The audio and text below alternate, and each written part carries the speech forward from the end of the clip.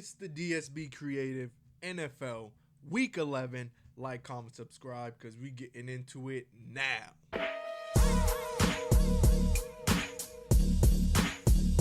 What's going on, everybody? Jaren DSB back in the building here on the DSB Creative, where we talk football. Like, comment, subscribe, because it's Week 11, and we got a few matchups that we about to get into. The first matchup, the Thursday night matchup, the divisional matchup. Fourth place in the AFC North versus first place in the AFC North. We got the Bengals versus the Ravens. Both these teams, the Bengals, have slowly turned their season around.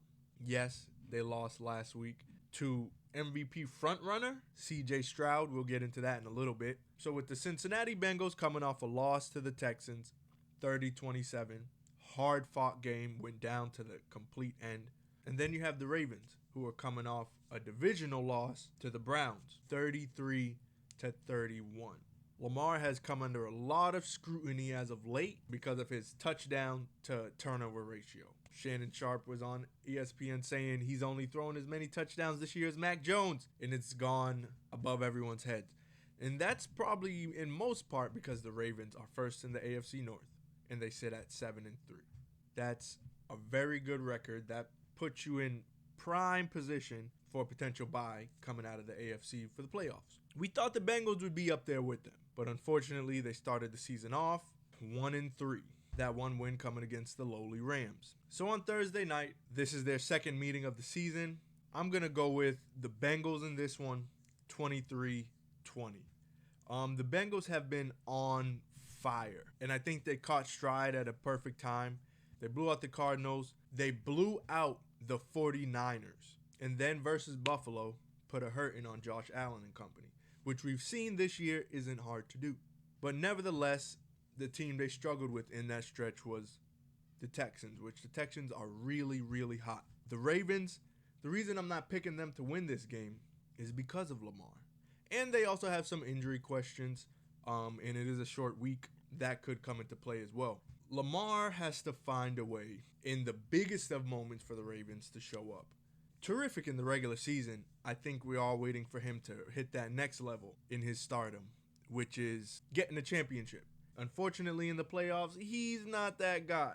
He comes up really small in the biggest of biggest moments. Lamar does. So, yeah, I'm going to rock with the Bengals 23-20 on this one. I think Joe Burrow and the rest of the Bengals definitely picked themselves up. I definitely think the whole squad's going to get up for this game, as will the Ravens. But like I said, I don't believe in the Ravens long term. I think the Bengals are now catching this stride. They struggled because obviously with Joe Burrow coming off the injury, he wasn't looking too good.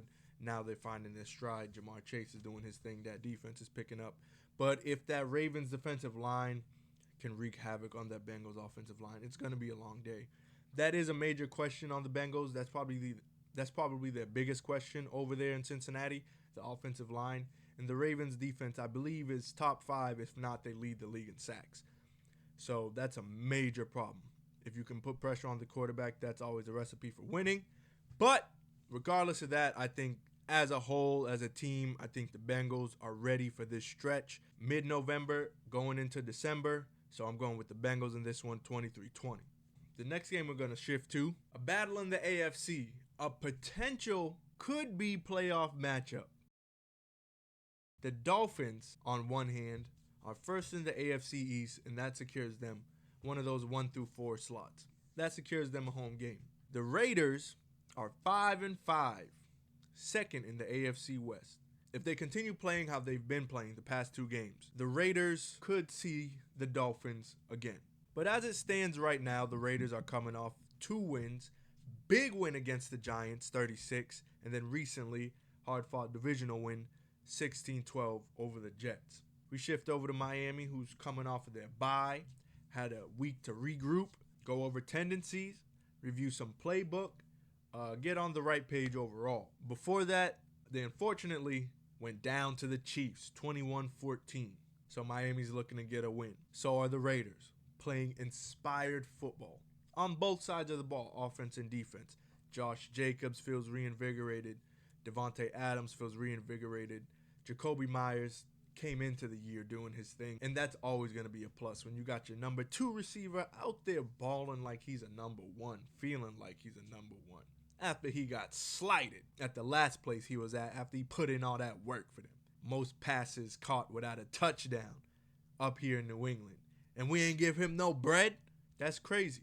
Nevertheless, the Raiders are playing very inspired on both sides of the ball. Even Chandler Jones is trying to get back in the mix. He said he want to be back on the squad. I wonder if they're going to go get him. AP seemed like he might be crazy enough, but I hope he ain't that crazy. In this one, my mind is telling me to pick Miami because as I sit here and I look at their wins versus the Chargers, the Patriots, the Broncos, the Giants, the Panthers, and then again the Patriots, it seems like the Raiders would be right there. Miami struggles against bigger competition. And the Raiders aren't necessarily bigger competition, but this team is different. This team is different than they were, say, 4 or 5 weeks ago. Aiden O'Connell, he might be their biggest liability on offense, but something he's trying not to do is turn the ball over. He's trying to protect the ball. And same with AP as the head coach, trying not to put him in positions to where he has to be flinging the ball all over the yard as a young quarterback. If I had to pick in this one, although I love the football that the Raiders are playing, I'm going to go with the Dolphins, 27-21. I'm picking the Dolphins because that offense is still potent. And they've had a week for everyone to rest, everyone to get a little healthy. So now you got to deal with Waddle and Tyreek coming off a week to get fresh. Tua coming off a week to get fresh. Mostert coming off a week to get fresh. That defense coming off a week to get fresh, get their mind right, and get on the same page. That defense can be really good in Miami.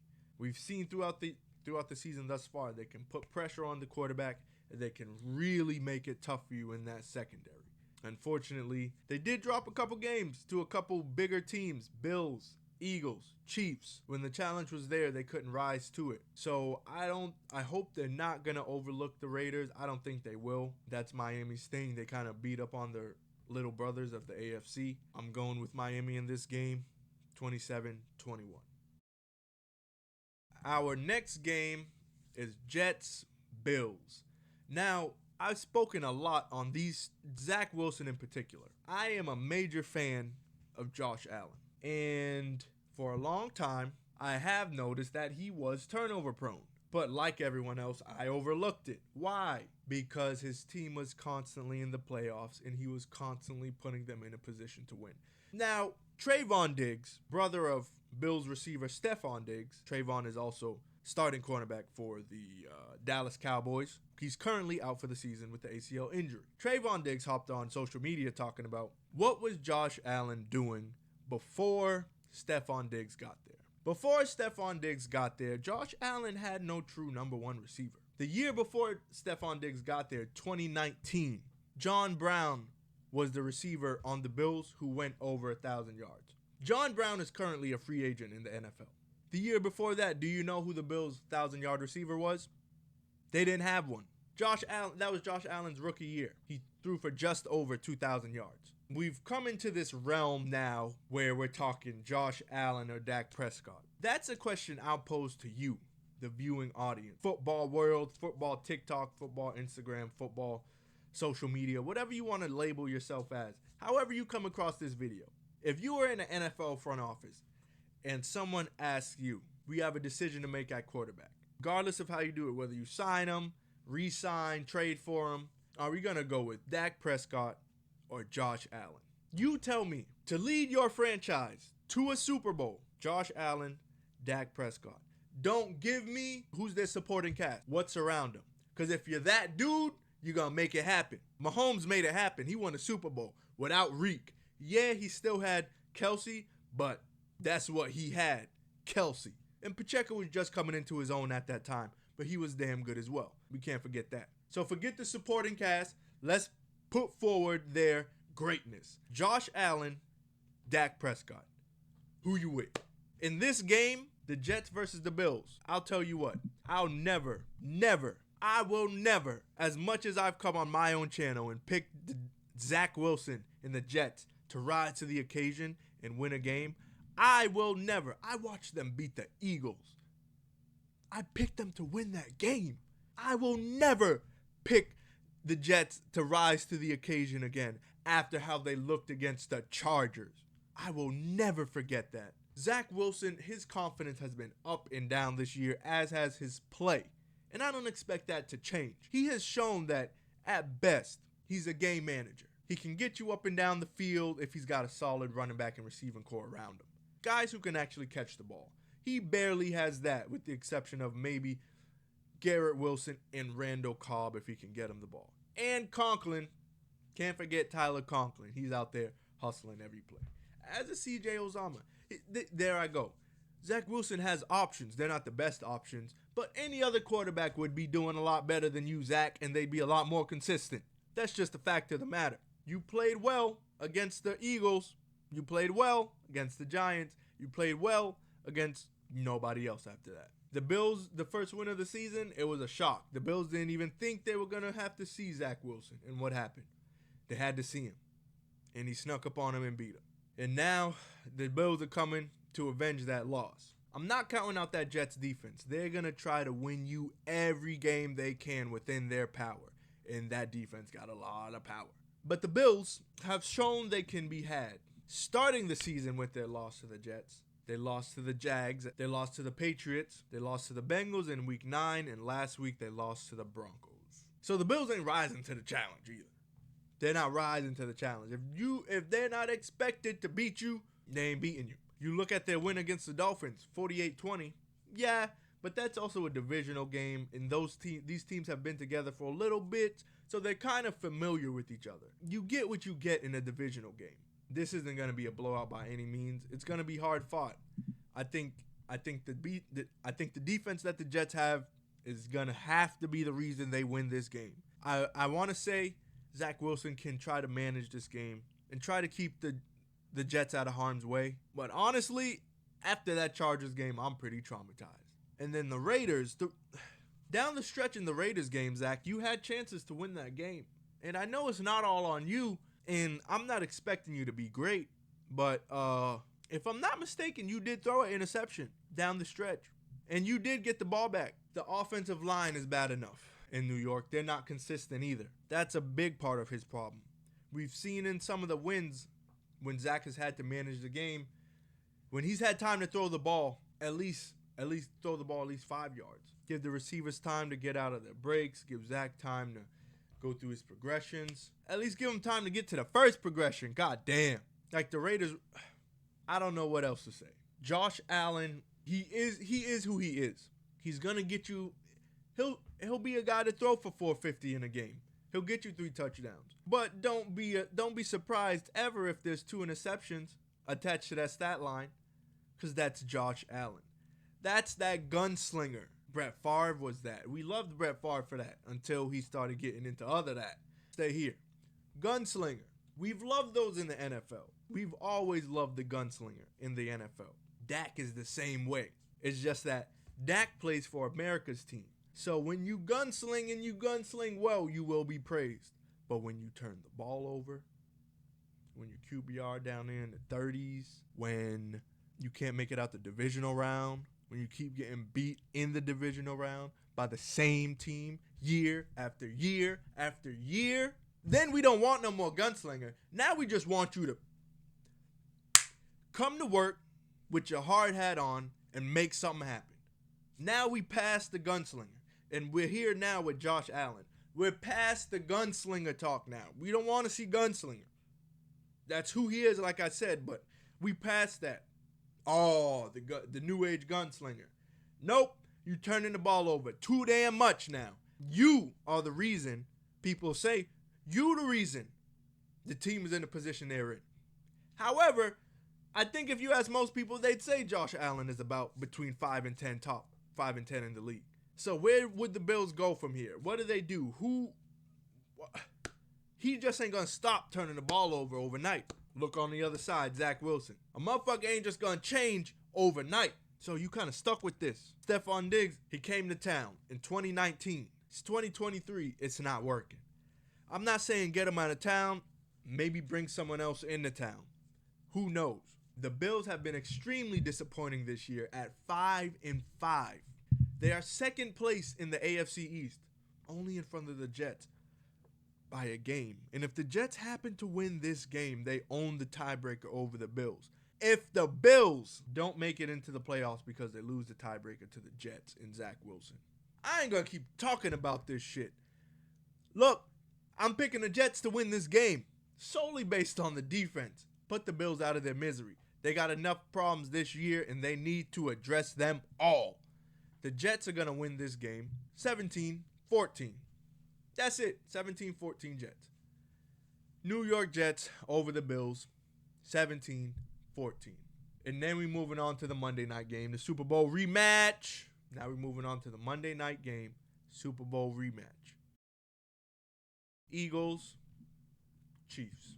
We love to use narratives and paint stories, put different ideas behind things to build them up. The teams are a little bit different from when they faced off in the Super Bowl, but it's definitely a measuring stick for both teams this year. The Chiefs coming off a bye. Before that, they beat the Dolphins. Prior to that, lost to divisional rival Russell Wilson and the Broncos. The Broncos are surprising a lot of people here down the stretch, but prior to that, they did win a divisional matchup against the Chargers. In their first meeting against the Broncos, they won that. They beat the Vikings. They beat the Jets before that. They beat the Bears before that. They beat the Jags before that. They started the season with the loss to the Lions. The Chiefs picking up some momentum. Now they're in the bye week, coming off a bye, as are the Eagles. Both teams have had a week to get fresh. Who am I going with in this game and why? As a Cowboys fan, it pains me, but I'm objective, man. I call it like I sees it with the glasses on. I'm going with the Eagles to win this game. Over the previous 3 games before each of these teams' bye weeks, I think, me personally, the Eagles might have looked a little bit better. Against the Cowboys, the Eagles, that's a divisional game. I'll keep this trend going. Divisional game. Hard fought. It's always going to be. At least it should be. The Chiefs, if Kelsey's not in the picture, it's bad. That defense can play. I don't expect them to always come and shut shit down. I don't expect them to do that against the Eagles. Devontae Smith, A.J. Brown, and then you got Swift and Gainwell back there, and then you got Hurts, who could also use his legs. And if they get the run going, the pass is going to open up. And even if the pass don't open up, A.J. Brown is an MVP candidate. He's going to hurt you regardless. A.J. Brown is an MVP candidate. He's going to hurt you regardless. Double him with 2 DBs and put a safety over the top. He's going to do what it do anyway because he is him. He's in the MVP conversation for a reason. And he's going to stay there. On the other side of the ball, you got to give Pat Mahomes his due. His team sits at 7-2, number 1 in the AFC West. He's doing it with Kelsey and the shopping crew from Shaw's. It's amazing to see. And definitely people are going to have him in the MVP conversation just for that alone. Overachieving. Letting greatness show. This is what you do, Josh Allen. Pat Mahomes had Stephon Diggs in Kansas City. Good fucking God. Could you imagine what that might look like? If Pat Mahomes had Gabe Davis, not even Stephon Diggs. If he had a Gabe Davis, he'd be all right. Kelsey and Gabe Davis would be damn Pro Bowlers together if they were both in KC. But it's just Kelsey and KC. He can't do everything. And in this game, I don't think he will. I've got the Eagles winning this one 28-21. That one loss against the Jets, say what you want about the Eagles. I think they've proven that one game was an anomaly. It won't happen again. That defense was very high-powered, and that day they were playing very motivated. They brought a lot of pressure on that offensive line and on Jalen Hurts. More than a few turnovers, and that was the difference in the game. Coming off a bye week for both of these teams, it'll help to get the rest. But now the rubber needs to meet the road, and I think this is where the Eagles are going to start to fly really high. It's Eagles time, and I'm a Cowboys fan, but I got to admit, I got to tip my hat to the season that the Eagles have had thus far. No football team is perfect. Every football team has their struggles and is going to have their struggles throughout an 18-week season. But I think the Eagles are now about to pick up steam, and it's about to get scary for the rest of the NFC. I hope the Niners, this past week, they put a hurting on the Jags, and I hope that's not fool's gold. I hope they really hear, because the Eagles got something brewing. 28-21, Eagles over the Chiefs. I'm sorry, Patty, but I don't believe in y'all as much as I did, as much as I used to. I don't see it. I don't feel it. And before I get out of here, I got a question for the viewing audience, for the youth, for the football world. We have to have a discussion about C.J. Stroud. Is C.J. Stroud a legitimate MVP candidate? I think we'd all agree. But what I think is going to happen, I think because he's going to win Rookie of the Year, I think the NFL is going to snub him of winning MVP. I would hope not. That wouldn't be fair. But if not C.J. Stroud, who is the MVP in the NFL this year? And that's all I got. The DSB Creative, Jaron DSB, that's me. Like, comment, subscribe. Thank y'all for tuning in every week. Whoever be in here tuning in, I appreciate it. We're going to get them clips out for y'all. We got things coming, things in the works. But for right now, I'm out. See ya.